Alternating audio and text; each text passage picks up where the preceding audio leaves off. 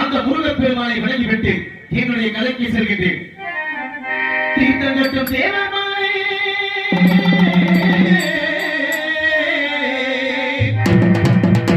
அங்கு தேவரெல்லாம்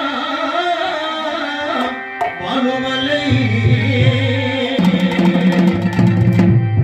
புளியபெட்டி சோலையிலே அந்த வேலையா உமக்கு பூசை முகமாகுதையா முருகவேலையா.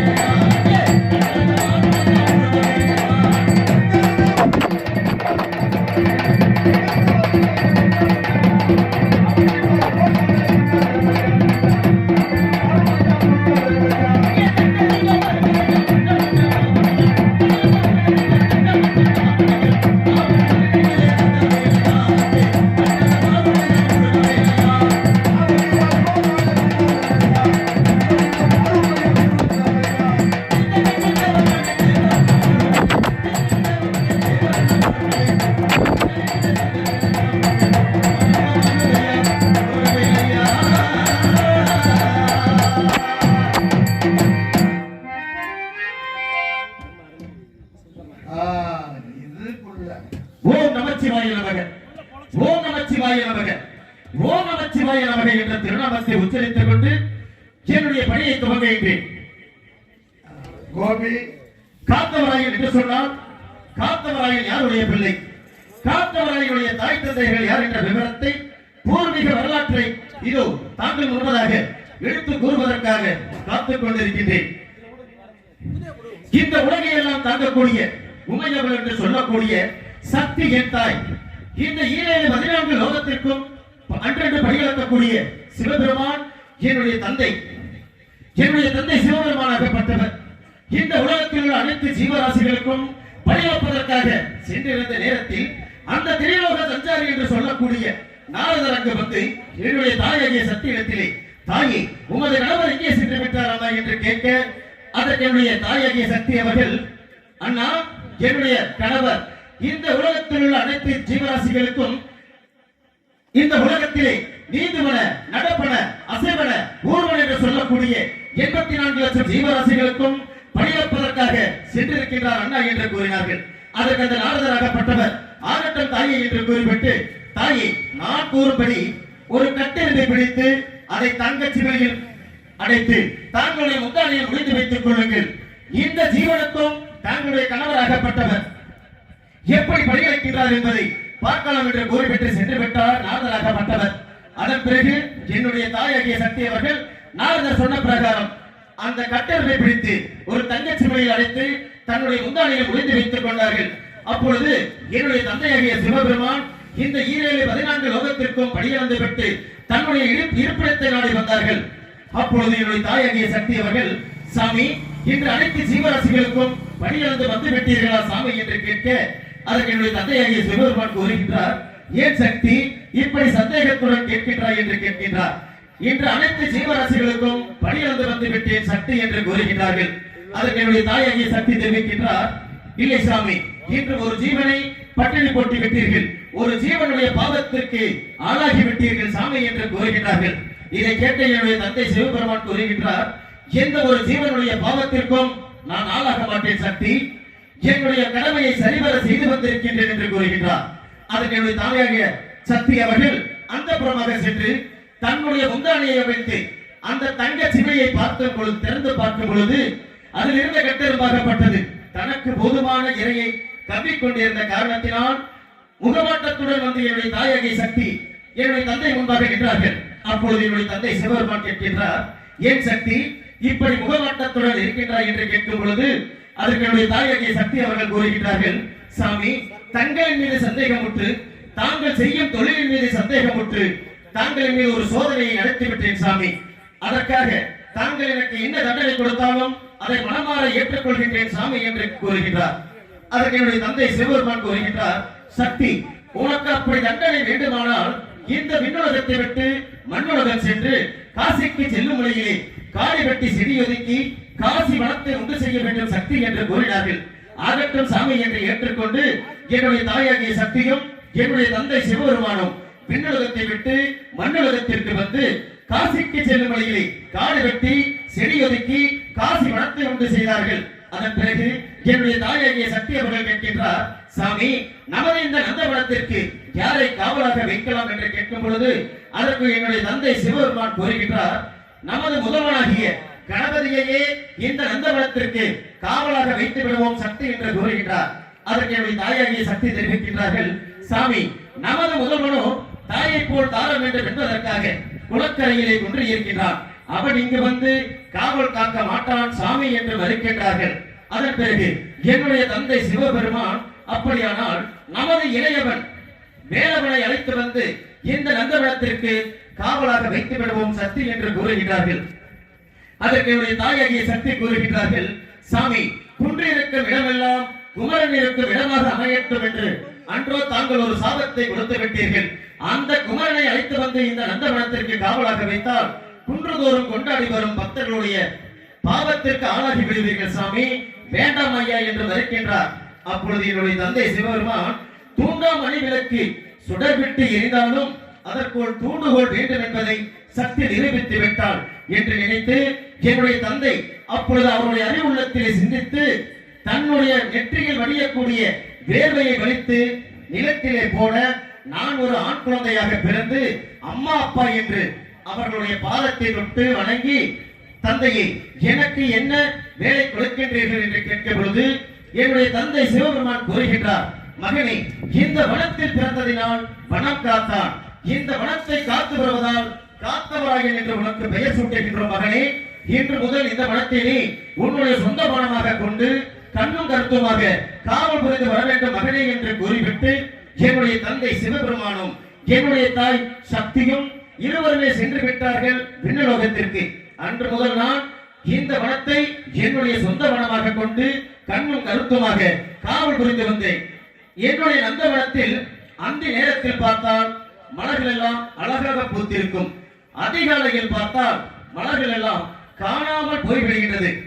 என்னுடைய நந்தவனத்திலே யாரோ ஒருவர் இரவு நேரத்தில் வந்து மலர்களை எல்லாம் பறித்து செல்கின்றார்கள் என்று நினைத்து ஒரு நாள் வேளையிலே இரவு நேரத்தில் என்னுடைய நந்தவனத்தில் அருகில் இருக்கக்கூடிய புளிய மரத்து மீது நின்று ஏறி நின்று பார்த்துக் கொண்டிருந்தேன். அந்த வேளையாக தெய்வலோகத்தில் இருந்து 7 கன்னிகள் என்னுடைய நந்தவனத்திற்கு வந்து மலர்களை எல்லாம் பறித்து கம்மை நதிக்கரைகளை வைத்துவிட்டு அந்த குளத்திலே இறங்கி நீராடிக் கொண்டிருந்தார்கள். அந்த நேரம் அந்த புளிய மரத்தை விட்டு இறங்கி வந்து நான் அந்த 7 கன்னியினுடைய இளைய கன்னி என்று சொல்லக்கூடியவர்கள் துயிலாடையை இழுத்துக் கொண்டு போய் புளிய மரத்து பொந்தின் மீது வைத்துவிட்டு மீண்டும் அந்த புளிய மரத்து மீது ஏறி நின்று கொண்டு நான் பார்த்துக் கொண்டிருந்தேன். அப்பொழுது அந்த 7 கன்னிகளும் நீராடி விட்டு கரையேறி வருகின்றார்கள். கரையேறி வந்து அந்த 6 பெண்களும் தங்களுடைய ஆடையை உடுத்திக் கொள்கின்றார்கள். 7வது கன்னியினுடைய துயிலாடை இல்லாத காரணத்தினால் அந்த பெண்பால் அவமானம் தாங்க முடியாமல் மீண்டும் அந்த குளத்திலேயே இறங்கி தன்னுடைய உயிரை மாய்த்துக் கொண்டார்கள். இதை பார்த்த அந்த 6 கன்னிகளும் தெய்வலோகம் சென்று என்னுடைய தந்தையாகிய சிவபெருமானிடத்திலே இங்கு நடந்த வரலாற்றை எடுத்து கூறுகின்றார்கள். இதை கேட்ட என்னுடைய தந்தை சிவபெருமான் அங்கிருந்து ஆங்கார கோபத்தோடு வந்து அடே காத்தவராயா என்றார்கள். ஏன் தந்தையை என்று கேட்டேன். அதற்கு என்னுடைய தந்தையாகிய சிவபெருமான் கூறுகின்றார், ஒரு பெண்ணினுடைய பாவத்திற்கு ஆளாகி விட்டாயே சண்டாளா என்று என்னை பார்த்து கேட்டார். அதற்கு நான் தெரிவித்தேன், தந்தையே, என்னுடைய நந்தவனத்திலே மலர்களை தெளியது குற்றம் அல்லவா? அவருடைய ஆணையை தெளியது எந்த வகையில் குற்றமாகும் தந்தையே என்று எதிர்த்து வாதாட அப்பொழுது என்னுடைய தந்தை சிவபெருமான் எனக்கு ஒரு சாபத்தை கொடுத்தார். எப்படி என்றால் மறைய பறைய புடியடா சாபம் என்றார்கள். அப்பொழுது என்னுடைய தாயாகிய சக்தி அவர்கள் வேகம் சுடலிலே சாகா வரத்தை கொடுக்கின்றேன் மகனே என்று என்னுடைய தந்தையினுடைய சாபத்திலிருந்து என்னை காப்பாற்றினார்கள் என்னுடைய தாயாகிய சக்தி. அப்பொழுது என்னுடைய தந்தை சிவபெருமான் இந்த இன்னவனுக்கு நான் கொடுத்த சாபத்திலிருந்து இந்த சண்டாளனை காப்பாற்றி விட்டாலே சக்தி என்று நினைத்து என்னுடைய தாயின் மீது கோபம் கொண்டு என்னுடைய தந்தை விண்ணை நோக்கி சென்று கொண்டிருக்கின்றார். அப்படி விண்ணை நோக்கி சென்று கொண்டிருந்த என்னுடைய தந்தையை பார்த்து என்னுடைய தாயாகிய சக்தி கேட்கின்றார்கள், சாமி, இன்னவனுக்கு நேர்ந்த சாபமாகப்பட்டது எப்பொழுது சாமி தீரம் என்று கேட்கும் பொழுது அதற்கு என்னுடைய தந்தை சிவபெருமான் கூறுகின்றார், இன்னவனுக்கு நான் கொடுத்த சாபமாகப்பட்டது இன்னவன் கல்லுமரத்தில் இருக்கும் பொழுதுதான் இன்னவனுடைய சாபம் தீரும் என்று கூறிவிட்டு சென்று கொண்டிருக்கின்றார். அப்பொழுது என்னுடைய தாய் சக்தி அவர்கள் என்னை பார்த்து, மகனை காத்தவராயா, உன்னால் தான் உனக்கு இந்த சாபம் நேர்ந்தது. ஆகையால் 7 பிறப்புகள் பிறந்து வந்து மீண்டும் வந்து என்னை அழிவாய் மகனே என்று கூறிவிட்டு என்னுடைய தாயும் என்னுடைய தந்தையை பின்தொடர்ந்து சென்று கொண்டிருக்கின்றார்கள். அப்பொழுது என்னுடைய தந்தை சிவபெருமான் திரும்பி பார்க்கின்றார். தாயும் மகனும் தனித்தனியாக வாழ்வது மாபெரும் குற்றம் என நினைத்து இந்த காத்தவராயனுக்கு துணையாக என்னுடைய தாயாகிய சக்தியை காமாட்சி என்ற பெயர் பிடித்து காஞ்சிபுரம் கம்மை நதிக்கரையில் இருக்கக்கூடிய ஆலமரத்தின் அடியிலே தவம் இருக்க செய்துவிட்டு என்னுடைய தந்தை ஒருவர் மட்டும் சென்றிருக்கிறார் அந்த விண்ணலோகத்திற்கு. அப்பொழுது நான் என்னுடைய தாயாகிய காமாட்சியை தரிசனம் செய்ய வேண்டுமானால் 7 பிறப்புகள் பிறந்தல்லவா என்னுடைய தாயை தரிசனம் செய்ய வேண்டும் என்று நினைத்து முதலாவதாக யானையின் வயிற்றில் பிறந்தேன், இரண்டாவதாக சிங்கத்தின் வயிற்றில் பிறந்தேன், மூன்றாவதாக யானையின் வயிற்றில் பிறந்தேன், நான்காவதாக நாக சர்ப்பத்தின் வயிற்றில் பிறந்தேன், ஐந்தாவதாக மான் வயிற்றில் பிறந்தேன், ஆறாவதாக கிளி வயிற்றில் பிறந்தேன், ஏழாவதாக சிகப்புடையான் வீட்டிலே பிறந்து வளர்ந்து நான் என்னுடைய தாயாகிய காமாட்சியை சென்று தரிசனம் செய்த பொழுது என்னையும் ஏறிட்டு பார்க்கவில்லை. எதற்காக என்றால் தன்னுடைய மகன்முகத்தை பார்ப்பேனே தவிர வேறு யாருடைய திருமுகங்களையும் காணக்கூடாது என்பதற்காக என்னுடைய தாயாகிய காமாட்சி அவர்கள் இருகரைகளையும் ஏந்தி இரு கண்களையும் மூடிக்கொண்டவாறு தவம் புரிந்து கொண்டிருந்தார்கள். அப்படி தவம் புரிந்து கொண்டிருந்த என்னுடைய தாயை நான் சென்று தரிசிக்க என்னையும் ஏறிட்டு பார்க்கவில்லை. அப்பொழுது நான் ஒரு கீரை தண்டாக வடிவமெடுத்து என்னுடைய தாயின் முகத்திலே மோத என்னுடைய தாயாகிய காமாட்சி அவர்கள் அந்த கீரை தண்டின் வழியாக என்னை சுட்டு எரித்து குழந்தையாக்கி அந்த ஆலமரத்தின் அடியிலே ஊஞ்சல் கட்டி தாளாட்டிக் கொண்டிருந்தார்கள். அந்த நேரம் சமயமாக கொல்லிமலை கன்னிகள் என்று சொல்லக்கூடிய 7 பெண்களும் என்னுடைய தாயாகிய காமாட்சியிடத்திலே குழந்தை வரம் பெறுவதற்காக வந்தார்கள். அப்படி என்னுடைய தாயாகிய காமாட்சியை தரிசனம் செய்துவிட்டு இந்த ஊஞ்சலில் ஆடிக்கொண்டிருந்த இந்த குழந்தையை பார்த்து, இந்த குழந்தையை எங்களுக்கு தானமாக கொடுங்கள் தாயை என்று கேட்க, என்னுடைய அன்னையாகிய காமாட்சி என்னை எடுத்து அந்த கொல்லிமலை கன்னிகளிடத்திலேயே ஒப்படைத்து விட்டார்கள். இந்த கொல்லிமலை கன்னிகள் என்று சொல்லக்கூடிய 7 பேரும் 70 போதி மந்திரங்களை கற்றவர்கள். அந்த 70 போதி மந்திரங்களையும் எனக்கு கற்றுக் கொடுத்து வந்தார்கள். அப்படி நான் வளர்ந்து வரும் சமயத்திலே அந்த 7 பேர்களுடைய திருமுகத்தை பார்க்கின்றேன். உற்ற பிள்ளைகளும் பெற்ற பிள்ளை போல் என்னை வளர்த்து வந்தார்கள். இதில் என்னை பெற்ற தாய் யார் என்பது எனக்கே தெரியவில்லை. ஆகையால் ஒரு நாள் வேளையிலே அந்த 7 பேர்களையும் ஒன்றாக அமரம் செய்து, தாயே, இதில் என்னை பெற்ற தாய் யாரம்மா என்று கேட்கும் பொழுது அதற்கு அந்த கொல்லிமலை கன்னிகள் தெரிவிக்கின்றார்கள், மகனை காத்தவராயா, உன்னை பெற்றவள் காஞ்சிபுரம் கம்மை நதி கரையிலே ஆலமரத்தினடியில் தவம் இருந்து கொண்டிருக்கிறார்கள். அவர்களிடத்திலிருந்து உன்னை நாங்கள் 10 மகனாக எடுத்து வந்து வளர்த்து வருகின்றோம் மகனை என்று கூறினார்கள். ஆகட்டும் தாயை என்று கூறிக்கொண்டு என்னுடைய தாயினுடைய திருமுகத்தை காண வேண்டுமே என்று வருந்தினேன். அதற்கு அந்த கொல்லிமலை கன்னிகள், மகனை காத்தவராயா, உன்னை பெற்றவள் காமாட்சியாக இருந்தாலும் உன்னை அவரிடத்தில் இருந்து தத்துவகனாக பெற்று வந்து உன்னுடைய தேகத்திற்கு ஊக்கமும் உற்சாகமும் கொடுத்து உன்னை நல்லவனாக வல்லவனாக வாழ வேண்டும் என்பதற்காக வளர்த்து வருகின்றோம். அப்படி உன்னுடைய ஆவிக்கும் அங்கத்திற்கும் எந்தவித பாதகம் நேர்ந்தாலும் தாயே கொல்லிமலை கன்னிகளா என்று பெயர் சொல்லி கூப்பிட்டு அழைத்தால் அந்த நேரத்தில் ஓடி வந்து உன்னுடைய ஆவியையும் அங்கத்தையும் காப்பாற்றுகின்றோம் மகனே என்று கூறி அந்த 7 பேரும் ஒன்றாக சேர்ந்து எனக்கு சத்தியம் செய்து கொடுத்தார்கள். ஆகட்டும் தாயை என்று அந்த சத்தியத்தை ஏற்றுக்கொண்டு நான் என்னுடைய தாயாகிய காமாட்சியை சென்று தரிசனம் செய்து, தாயே, நான் வேட்டைக்கு சென்று வருகின்றேன் அம்மா என்று தெரிவித்து, அதற்கு என்னுடைய தாயாகிய காமாட்சி அவர்கள் கூறுகின்றார்கள், மகனே, கீழ்முகமாக போய் வா, வடதிசை சென்று வா, மேல் திசை போக வேண்டாம், தென் திசையும் போக வேண்டாம் மகனே என்று கட்டளையிட்டார்கள். ஆனால் நான் என்னுடைய தாயினுடைய சொல்லையும் மீறே மேலே மலையாளம் என்னும் சொல்லப்பட்ட அந்த மலையாள தேசத்தை சென்று பார்க்கின்றேன். அந்த மலையாள தேசத்திலே ராமநாயக்கர், சின்ன நாயக்கர் என்ற இருவருமே ஆராய்ச்சி மணிகட்டி ஆண்டு வருகின்றார்கள். அப்படிப்பட்ட தேசத்திலே நான் ஒரு பிச்சைக்காரனாக வடிவம் எடுத்து அம்மா தாயே என்று பிச்சை கேட்க யார் ஒருவரும் எனக்கு பிச்சை போட மறுக்கின்றார்கள். என்ன காரணம் என்று கேட்கும் பொழுது அதற்கு அந்த நாட்டு மக்கள் தெரிவிக்கின்றார்கள், எமது அரசனுடைய உத்தரவில்லாமல் எந்த ஒரு தர்ம காரியங்களையும் செய்ய மாட்டோம் என்று கூறினார்கள். ஆகட்டும் என்று ஒப்புக்கொண்டு அந்த கொல்லிமலை கன்னிகளிடம் நான் கற்றிருந்த மந்திரத்தால் அந்த மலையாள தேசம் முழுவதும் பாம்புகள் புரண்டோடும்படி செய்தேன். பாம்புகள் புரண்டோட மக்கள் அனைவருமே திரண்டோடி மன்னர் ராமநாயக்கரிடத்திலே சென்று முறையிட்டார்கள். அதற்கு அந்த மன்னர் ராமநாயக்கராகப்பட்டவர் நேரடியாக என்னிடத்திலே வந்து, இந்த மலையாள மந்திரத்திற்கு எது மந்திரம் கற்றவனா நீ? அப்படி கற்றவனானால் நான் வைக்கக்கூடிய இந்த மோடி மந்திரத்தை உன்னால் எடுக்க முடியுமா என்று கேட்டார். ஆகட்டும் என்று ஒப்புக்கொண்டேன். அப்பொழுது அந்த ராமநாயக்கர் தெரிவிக்கின்றார், நான் வைக்கக்கூடிய இந்த மோடி மந்திரத்தை நீ எடுத்து விட்டால் நான் வளர்த்து வரும் வளர்ப்பு மகன் என்று சொல்லக்கூடிய தொட்டியத்து சின்னானை உனக்கு அடிமையாக அனுப்புகின்றேன். அப்படி நீ அந்த மோடி மந்திரத்தை எடுக்கவில்லையானால் உன்னுடைய ஆயுள் காலம் முழுவதும் எங்கள் மூவருக்கும் நீ அடிமையாக இருக்க வேண்டும் என்று கூறி விருது சம்பிரதாயத்தை கூறி மோடியை வைத்தார். மோடியை எடுக்கலாம் என்று முயன்றேன், மயங்கி கீழே விழுந்து விட்டேன். அந்த நேரமாக என்னுடைய மாமன் மக்கள் மாங்கருப்பி பூங்கருப்பி இருவருமே தையமோர் விற்றுக்கொண்டு அந்த வீதி மார்க்கமாக வந்து கொண்டிருந்தார்கள்.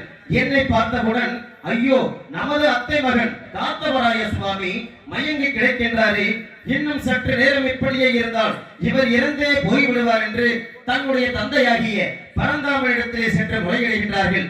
அப்பொழுது என்னுடைய தாய்மாமனாகிய பரந்தாமன் அங்கிருந்த வண்ணமாக சக்கரத்தை ஏவிவிட அச்சக்கரமாகப்பட்டது அந்த புறத்திலே ஒளிவிருந்த ராமநாயக்கனுடைய சிரசை அறுத்து கொண்டு வந்து என்னுடைய அருகிலே போட மலையாளம் என்னும் மோடி மந்திரத்தை வென்றுவிட்டேன்.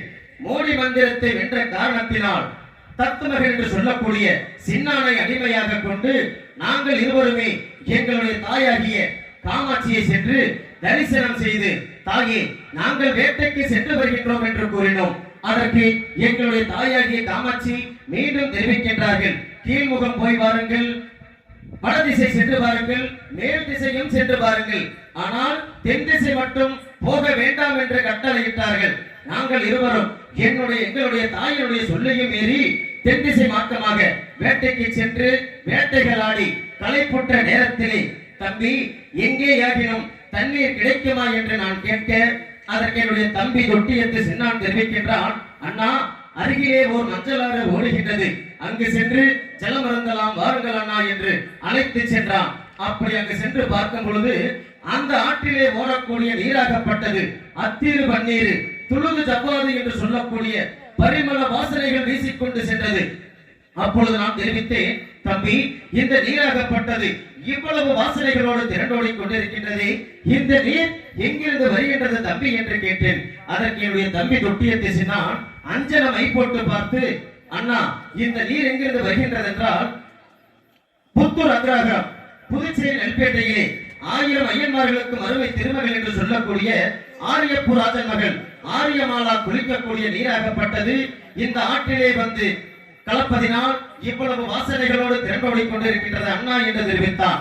அப்பொழுது நான் தெரிவித்தேன், ஒரு பெண்பால் குளிக்கக்கூடிய நீரோ இவ்வளவு வாசனைகளாக திரண்டோடி கொண்டிருக்கின்றது என்றால் அந்த பெண் எப்படிப்பட்டவளாக இருப்பாள், அவளை பார்த்தாக வேண்டும் தம்பி என்று தெரிவித்தேன். அதற்கு என்னுடைய தம்பி சின்னான் தெரிவிக்கின்றான், அண்ணா மனித வடிவத்திலே சென்றால் அந்த மங்கையை காண முடியாது, ஆகையால் தாங்கள் ஒரு மச்ச வடிவம் எடுத்து சென்று அந்த பெண்ணை பார்த்து வருங்கள் அண்ணா என்று தெரிவித்தான்.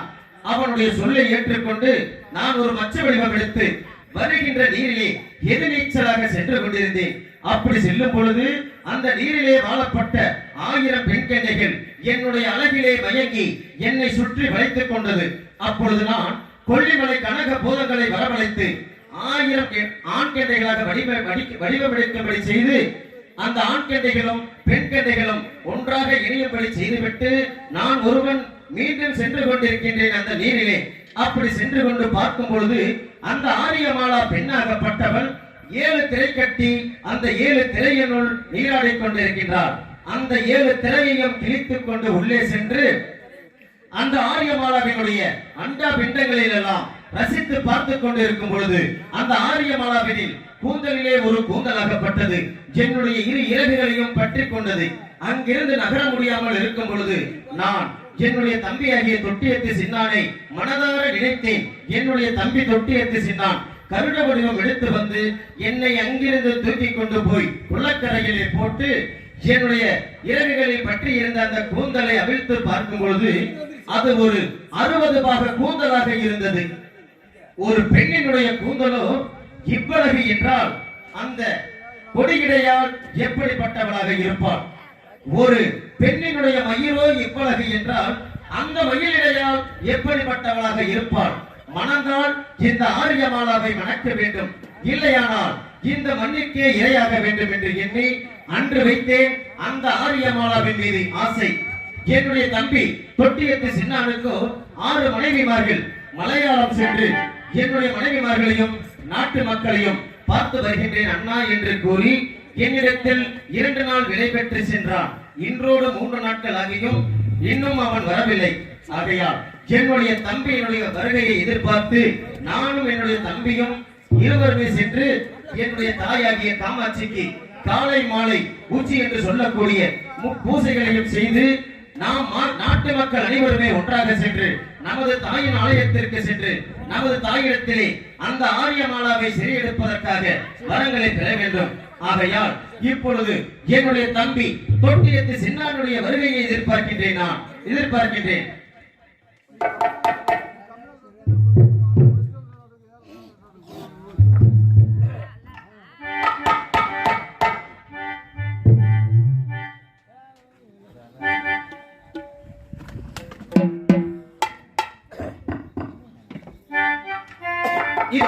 என்னுடைய தம்பி தொட்டியத்து சின்னான் வருகையை எதிர்பார்க்கின்றேன். தொட்டியத்து தம்பி சின்ன தம்பி சின்ன தம்பி ஓடி வாடா தம்பி சின்ன தொட்டியத்து தம்பி சின்ன தம்பி சின்ன நீரா ஓடி வாடா ஓடி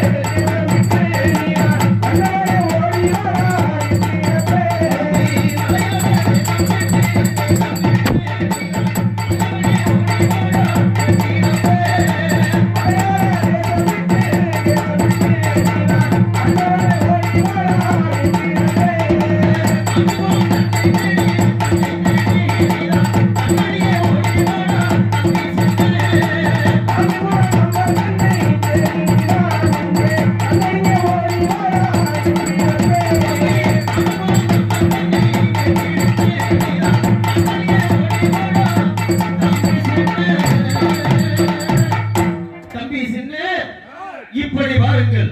இதோ என்னுடைய தம்பியினுடைய வருகையை எதிர்பார்க்கின்றேன்.